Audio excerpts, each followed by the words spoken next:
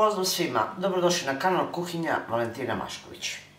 Da li ste nekad pokušali da pripremite puter hleb sa dodatkom spanaća, sira i belog luka? Verujte da je fantastičnog ukusa i retko ko odoleva takvom hlebu. Zato ostanite sa mnom na kanalu da vidite kako ću ja to pripremiti. Ja verujem da će vam se dopasti, pa ćete pripremiti svoje porodici, a verujte i gosti će se obradovati ako budete ovako nešto pripremili za svoje goste. Pa krenimo sa receptom.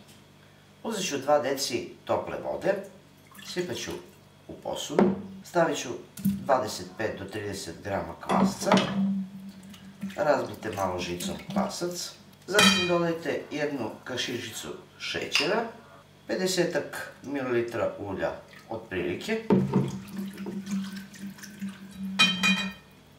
I ovdje u posudi imam 500 grama odvojenog brašna, stavit ću 2 ovako kašike.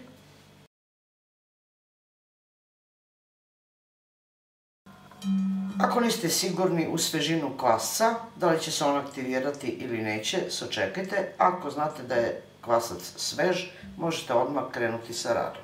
Ostatak od 500 grama brašna dodat ću 1 kašičicu soli.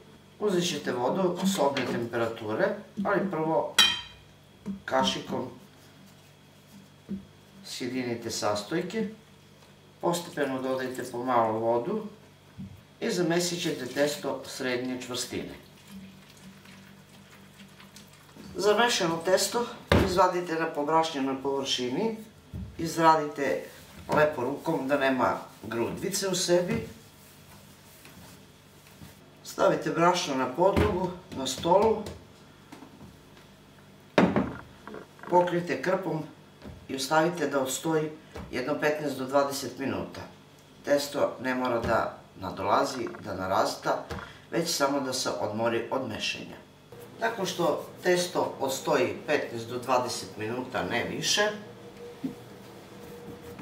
vidite ono je već krenulo da stasava, stavite brašno i na pobrašnjenoj površini okladijom razvucite pravogaonu koru onoliko koliko možete da ona bude što tanja. Zatim će vam biti potreban ovako puter, jedno 200 grama, kog ste ovako malo smekšali, i u puter ćete dodati po vašem ukusu koliko vi volite belog luka. Ja sam ovdje stavila jednu manju glavicu belog luka i stisnut ću je kroz presu i dodat ću u ovako ovaj omekšali puter.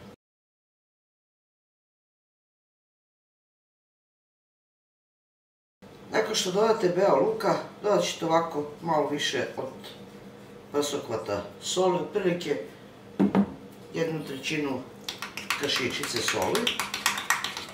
Sve ovo lepo sjedinite. Zatim ćete ovaj puter naneti na celu koru.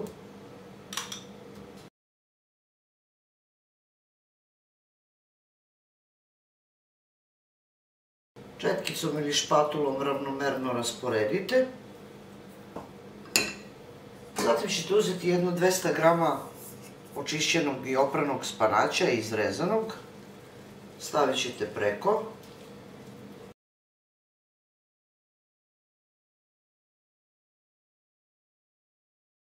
Zatim ćete uzeti tvrdi prevreo sir i na krupnijoj strani rendeta izrendajte sir.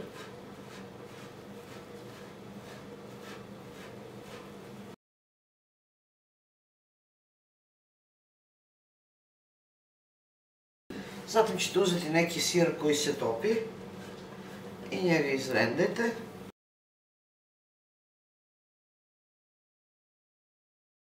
Sad baš onako lepo pritisnite rukom. Zatim ćete uzeti ovako 2 kalupa, obložite papirom za pečenje i onda ćete rezati ovo vaše testo. Otprilike dubina ili širina testa treba biti kao što je i dubina ovog pleha. Znači, otprilike nešto tako.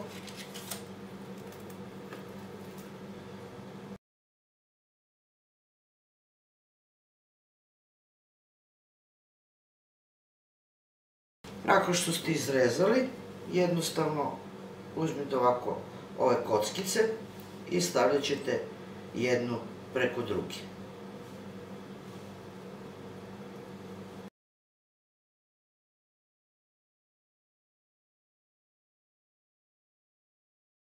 Nakon što ovako poređate, jednostavno uzet ćete pleh i okrenite ovako naniže. Možete malo podići pleh ovako na nečemu i onda će vam biti lakše da ređete.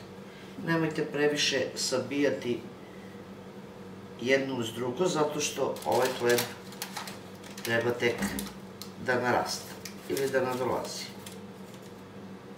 Ispravite malo ovako rukom ove kockice, pogledajte kako to izgleda i onda ćete i sa istim ovim drugim kalupom ili plehom isto tako poređati. On je manji, a je normalno i manje ovih kockica sam ostavila. Znači jednu preko druge.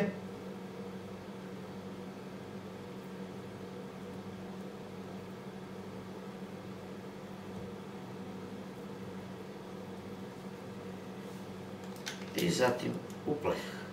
Ovako pripremljen hleb ostavit ćete 45 minuta da nadođe. Pokrijte krpom i ostavite da hleba lagano nadođe.